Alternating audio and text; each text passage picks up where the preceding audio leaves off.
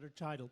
Sound So of music. to the both of you, and also to Dr. Terry Smyth, who is still with us online, some first thoughts when you participated, obviously, in the breakout sessions.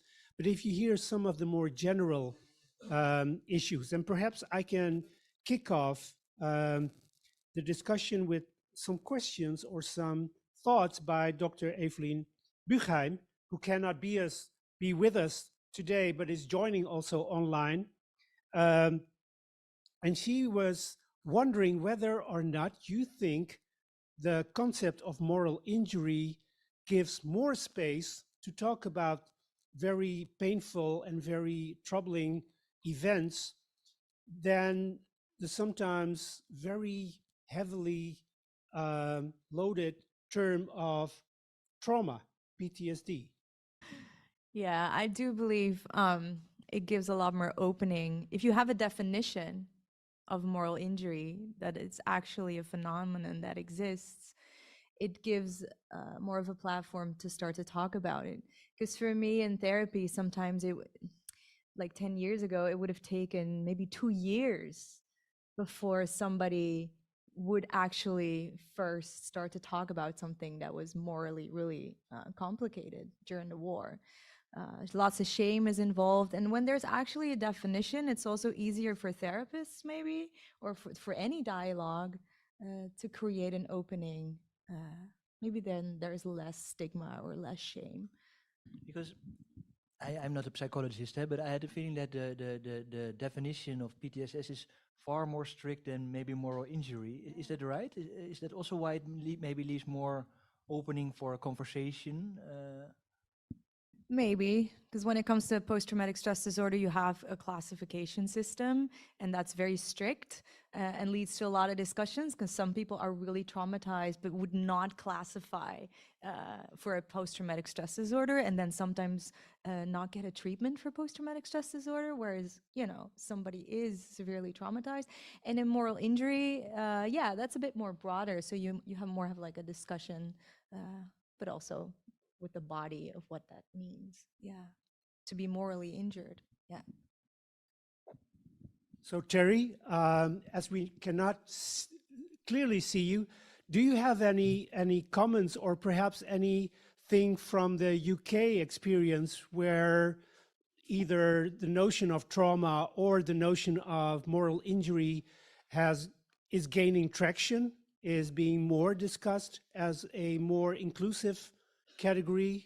Yeah, I think, I mean, I'm not in the therapeutic side of this at all, although I used to work in mental health for quite a few years. I think the moral injury as a concept is being spoken about more. Certainly I'm reading more about it at the present time.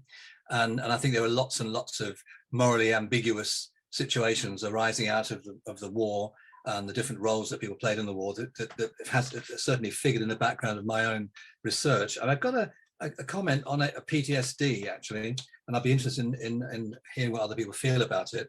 I do think there's a danger sometimes, because when I worked in the mental health field, I got quite concerned after some years of the role that labeling played and the ease with which you could shut down the individual experience by using a label.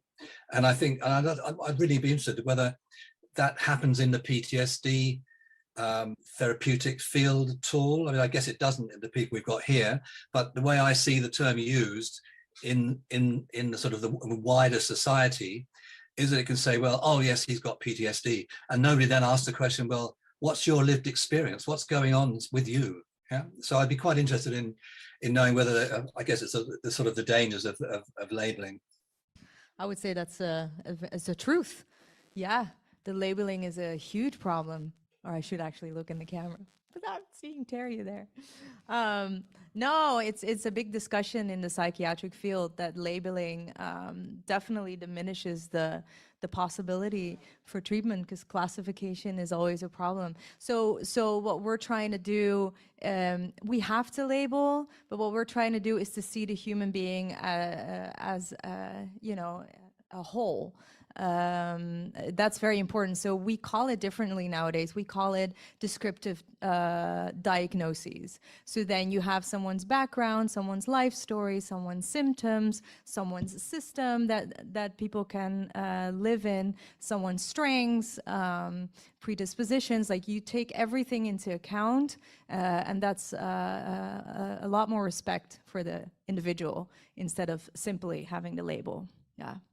I It's think important. what I was getting at, if I can just say, what I was getting at really was that I find it, I'm not really talking about the misuse by professionals per se, but in discussions around trauma and prisoners of war and so on, it's not uncommon to find people just referring to their family members as saying, oh, he had PTSD, he had PTSD.